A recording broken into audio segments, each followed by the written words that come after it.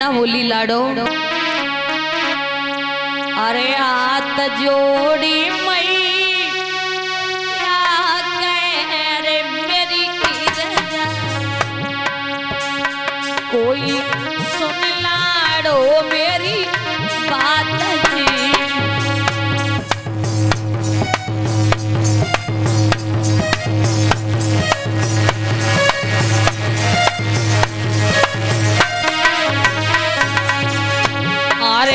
हाथ जोड़ी मैया कह रे मेरी गिरजा ओ कोई सुन बिटिया मेरी बात जी।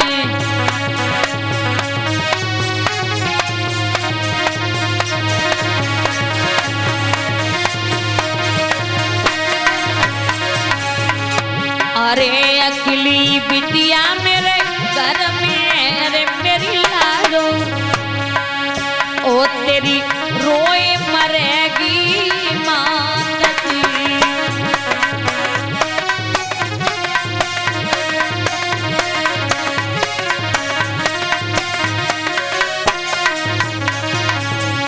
अरे एक न मानी बातें अरे गिरजा ने अरे एक न मानी बातें अरे गिरजा ने कोई लो मैया से आशीर्वाद जी।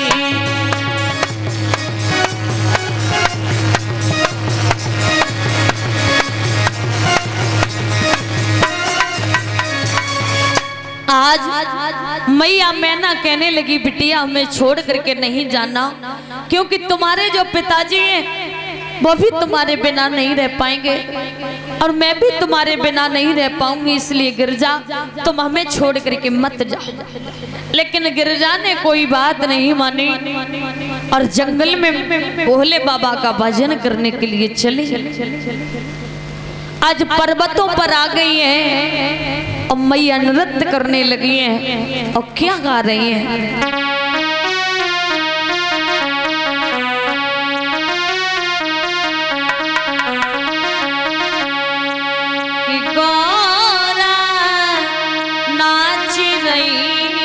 पर्वत पे और शिव को पति बनाने को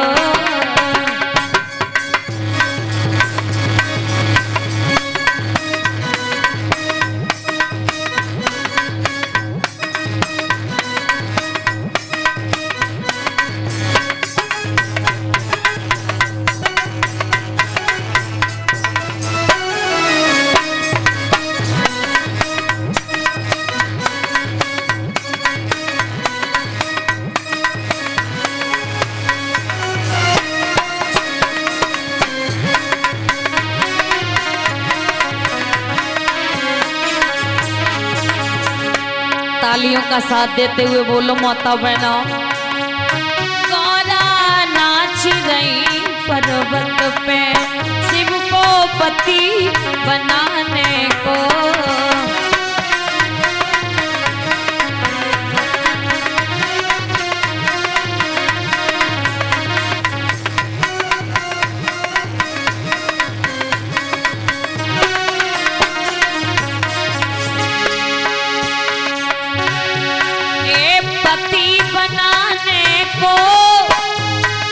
शिव को पति बनाने को गौरा नाच रही पर्वत पे शिव को पति बनाने को।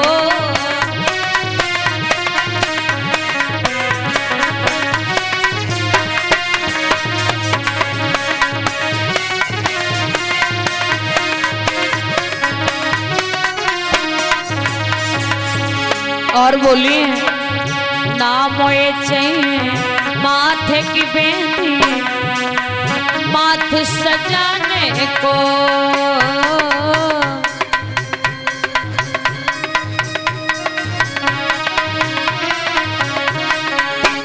ए ना मोए चाहिए माथे की बेंदी माथे सजाने को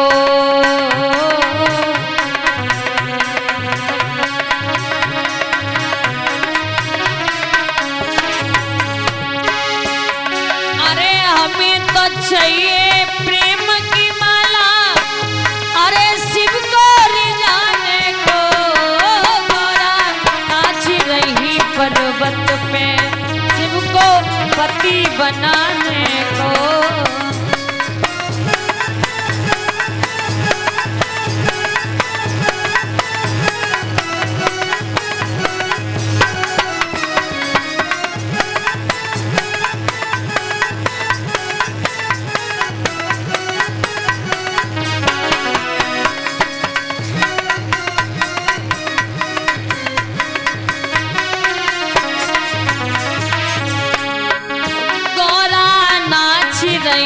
पर्वत पे शिव को पति बनाने को।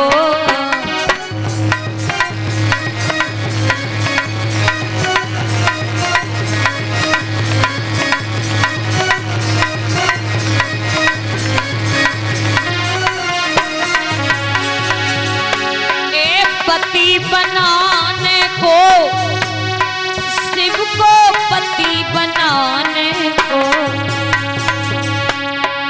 गौरा नाच रही पर्वत पे शिव को पति बनाने को।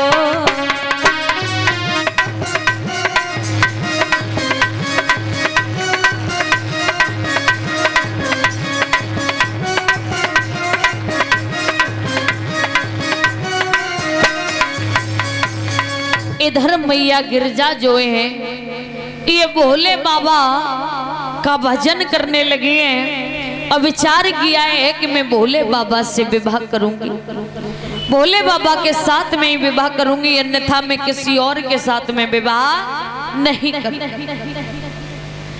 धीरे धीरे समय व्यतीत हुआ। एक दिन की बात है, कुछ संत महात्मा जो थे वो उसी रास्ते से निकल करके जा रहे थे जिस रास्ते पर मैया गिरजा भोले बाबा का भजन कर रही थी। जैसे ही संत महात्माओं ने देखा कि सुंदर सी बिटिया तपती धूप में बैठी हुई है, किसी का भजन कर रही, तो पास में पहुंच और हाथ जोड़ करके बोले, बेटी तुम देखने में तो किसी राजा महाराजा की कन्या लगती हो, लेकिन यहाँ पर इतनी धूप में तुम किसका भजन कर रही हो? बोली, बाबा जी आप जानना चाहते हो मैं किसका भजन कर रही हूँ, तो सुनो मेरी बात।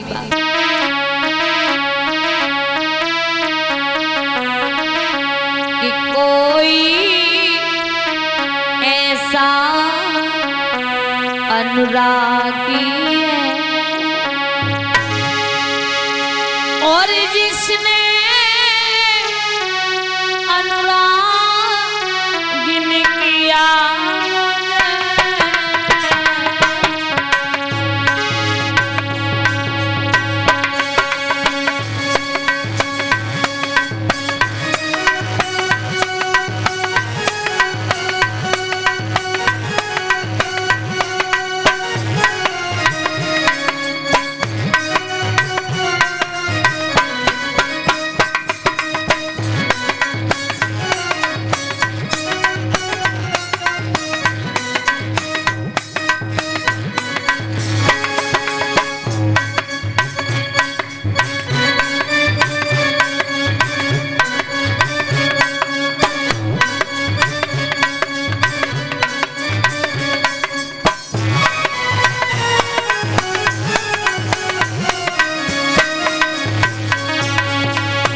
बोली है गिरजा, सुनो बाबा जी आप पूछ रहे हो तो मेरी बात सुनो।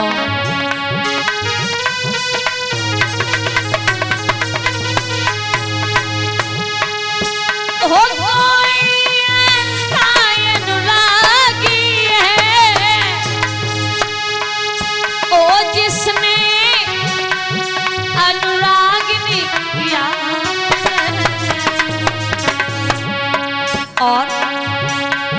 कोई ऐसा बैरागी हो, कोई ऐसा बैरागी है ओ जिसने बैरागिनी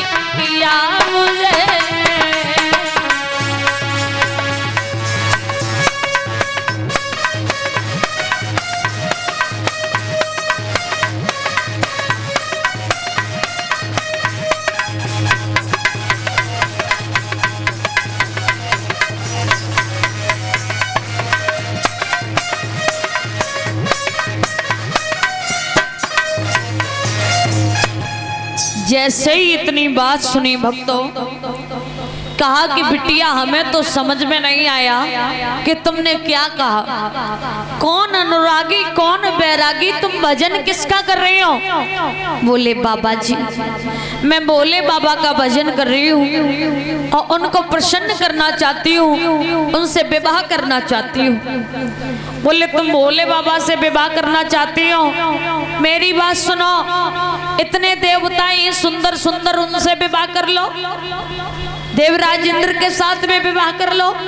बोले बाबा जी मैं विवाह करूंगी तो भोले बाबा से करूंगी, अन्यथा किसी और के साथ में विवाह नहीं करूंगी।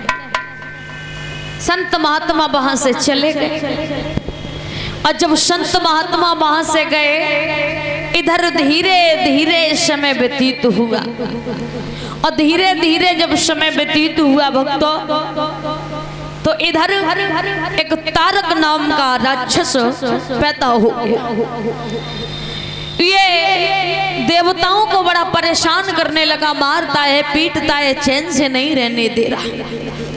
इधर भोले बाबा समाधि में लीन है। सब देवता परेशान होकर के भगवान विष्णु के पास में पहुंचे और हाथ जोड़े, कहा प्रभु आप हमारी रक्षा करो, प्राहिमाम प्राहिमाम। तारक नाम का राक्षस जो है ये बड़ा परेशान कर रहा है, कोई उपाय हो तो बताओ। तो भगवान विष्णु ने कहा सुनो एक ही उपाय। कौन सा उपाय? सुनो मेरी बात। कि भोले बाबा को बेटाई अर्जा को आए शंकर,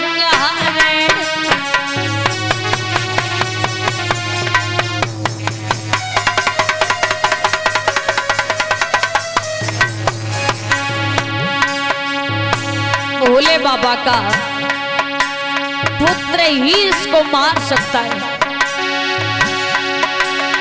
भोले बाबा को बेटाई आए जा कुआर शंकर, जाके अलावा कोई उपाय रे हमें नजर नहीं आवे।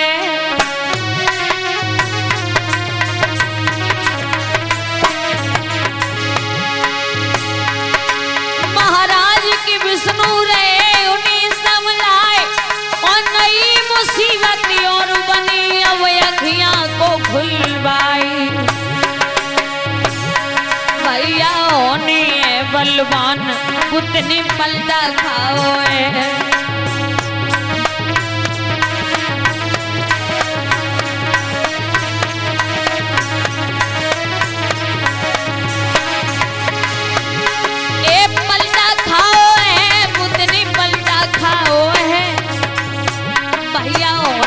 बलवान बुद्ध ने पलटा खाओ है।